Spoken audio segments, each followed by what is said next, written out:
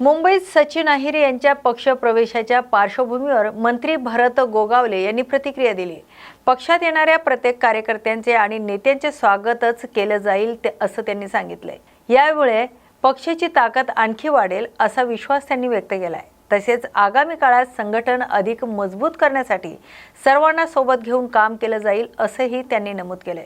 अर्ज भरताना मुख्यमंत्री, उपमुख्यमंत्री दोन्ही आणि बाकी आमचे सगळे सदस्य होते। त्याला टीव्हीला पाहिजे मी इकडे आलो पळत पळत। खरं काय ते आम्हालाच काय कळलं। एकनाथ शिंदे यांनी पुन्हा वापर केलेला आहे। नाही सांगायचं ना, सगळं असं ओपन सांगितलं तुम्ही ते पसारा करता ना, सांगायचं नसतं। काही गोष्टी गुपित ठेवायच्या असतात आणि अचानक धक्कातंत्र द्यायचा असतो। नीलम गोरे पण होते, नीलम गोरे, मनीषा कांगरे यांना पण अपेक्षा होती उपसभापती। नाही ठीक आहे, अपेक्षा सगळ्यांनाच असते, तसं थोडे आहे। पद तर एकच आहे आणि काय त्याचे विजन असेल काय असेल आणि म्हणून सांगतो। संजय पाटील यांचा प्रवेश झाला त्याचवेळी यांना ऑफर होती, पण ते उपसभापती पदासाठी थांबले होते असं कळतंय।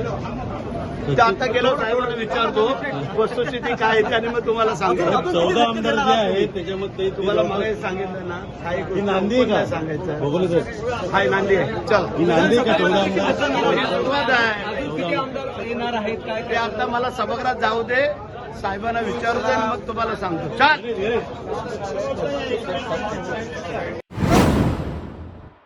नवी मुंबईतील एपीएमसी भाजी मार्केटच्या मुख्य प्रवेशद्वाराबाहेर मुसळधार पावसानंतर मोठ्या प्रमाणात जलभराव झाला आहे। प्रवेशद्वाराजवळ गुडघाभर पाणी साचल्याने व्यापारी, ग्राहक आणि नागरिकांना मोठ्या गैरसोयीचा सामना करावा लागतोय। अनेकांना पाण्यातून मार्ग काढत मंडईत प्रवेश करावा लागत आहे। दरम्यान मॅप्को मार्केटकडे जाणाऱ्या रस्त्यावरही पाणी साचल्याने वाहतुकीचा वेग मंदावलाय। या समस्येमुळे व्यापाऱ्यावरही परिणाम होत असून प्रशासनाने तातडीने पाणी उपसा करून जल निस्तारण व्यवस्था सुरळीत करावी अशी मागणी व्यापारी आणि नागरिकांकडून करण्यात येते।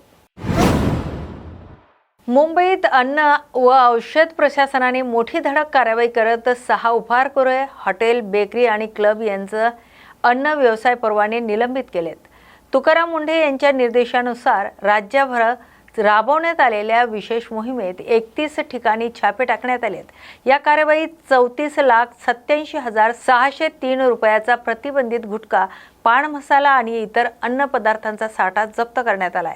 तसेच प्रतिबंधित अन्न पदार्थाची विक्री, वितरण आणि वाहतूक करणाऱ्या 19 जणांना अटक करण्यात आली।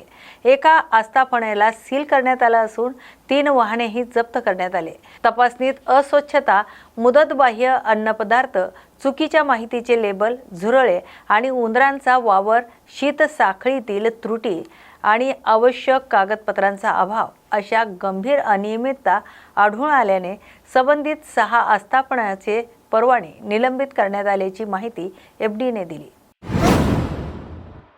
मुंबईत रविवारी मध्यरात्रीनंतर झालेल्या मुसळधार पावसामुळे जनजीवन विस्कळीत झाले। घाटकोपर, भांडूप, मुलुंड, अंधेरी, मालाड, किंग सर्कल अशा अनेक सखल भागात पाणी साचल्याने वाहतुकीवर मोठा परिणाम झालाय। शहरात झाडे आणि फांद्या कोसळण्याच्या 34 तक्रारी, शॉर्ट सर्किटच्या 16 घटना नोंदवण्यात आल्यात।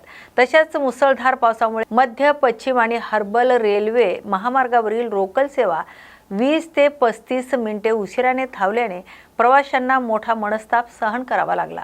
दरम्यान हवामान विभागाने मुंबईसाठी ऑरेंज अलर्ट कायम ठेवत पुढील काही तासात मध्यम ते जोरदार पावसाची शक्यता वर्तवली जाते। मुंबई शहर आणि उपनगरांमध्ये आज मुसळधार पावसाची शक्यता हवामान विभागाने वर्तवली असून ऑरेंज अलर्ट जारी करण्यात आलाय। काही ठिकाणी वादळी वाऱ्यासह विजांच्या कडकडाटाचीही शक्यता व्यक्त केली जाते। गेल्या 24 तासात शहरासह उपनगरात मध्यम स्वरूपाच्या पावसाची नोंद झाली आहे, तर पूर्व उपनगरात सर्वाधिक पर्जन्यमानाची नोंद झाली आहे। दरम्यान भरतीच्या वेळेत समुद्र किनाऱ्यालगतच्या सखल भागांमध्ये नागरिकांनी सतर्क राहण्याचे आवाहन प्रशासनाने केले। शहरातील सार्वजनिक वाहतूक सेवा सुरू असली तरी काही ठिकाणी वाहतुकीचा वेग मंदावल्याचंही सांगण्यात आलंय।